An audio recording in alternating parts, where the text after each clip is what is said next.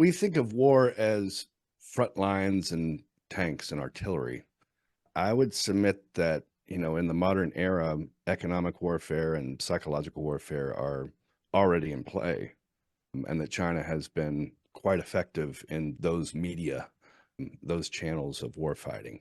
I think China has been emboldened by the Ukrainian development with regard to Taiwan, but I don't know where that goes.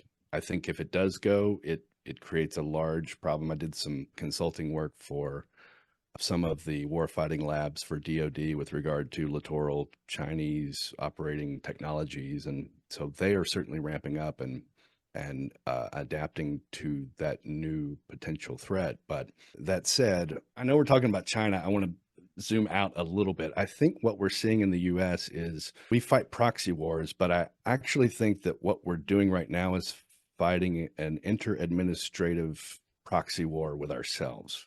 When you see the meme of the Hamas rockets coming in, and the Iron Dome coming up to meet the rockets, and the meme says, my tax dollars paid for this, my tax dollars also paid for this. And I Yeah. always assumed that that was a result of just extravagant government overreach and creep, such that we were just indiscriminately spending.